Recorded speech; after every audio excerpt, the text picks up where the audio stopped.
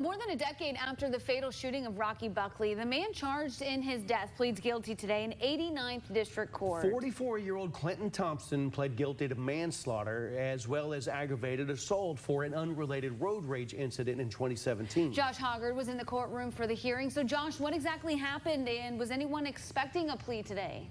Well, I mean, I definitely wasn't. I can tell you that much. Well, because for one, Thompson was set for a jury trial to start on Monday, and it was going to be a retrial of that aggravated assault charge. But two, a date wasn't even on the docket yet in regards to Rocky Buckley's case. But nevertheless, a plea to a lesser manslaughter charge means a huge weight lifted for the family and friends of Rocky Buckley.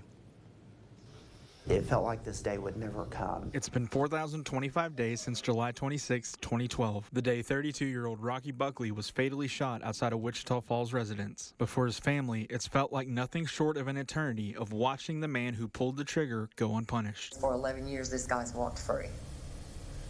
11 years that Rocky didn't get to walk. Terry Cribbs spent years begging for justice for her son, only to watch her cries fall on deaf ears. The old DA's office wouldn't even speak to me.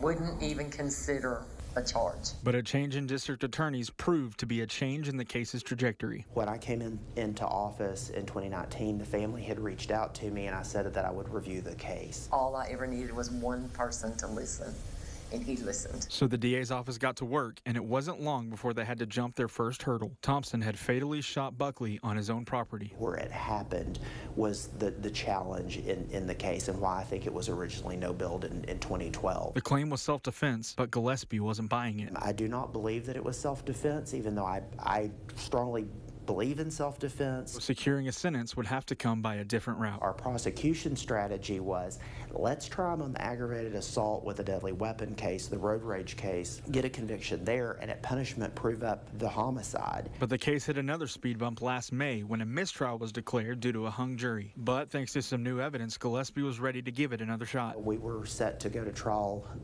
on Monday on the aggravated assault by threat. Got word that the defense was asking for an offer, which they'd never asked for, a prison offer on the case. All of a sudden, an end to a family's 11-year nightmare was finally in sight. But for that to happen, they would have to settle for a softer sentence. We reached out to the different family members and had some real serious heart-to-hearts with them. We all talked about it and we prayed about it, and we're happy with what we got. It may not be the sentence Terry and her family were hoping for, but after more than a decade of fighting with no end in sight, they're just thankful for some form of resolution. Now, 15 years isn't a lot, but it's enough. Nothing's going to bring Rocky back. He was an awesome dad, awesome son, awesome brother, just an all-around good guy that was taken from us too soon. For Gillespie, the fight is far from over. We're not done with this case. As long as I have breath in my lungs, whether I'm in office or out of office, I'll be filing a parole protest letter every time he comes up. But right now, there's plenty of reason to breathe a little easier. To finally have some semblance of justice and finality of this case so the family can heal, it is an amazing day, and I'm very thankful for it. Now, Thompson's surprise plea today is just one of the many major local cases that we're following right now. So for all the latest updates in those cases and other cases, make sure that you're keeping up with us on air and online at Texomashomepage.com. Okay, Josh, thanks so much for taking us to the courtroom today.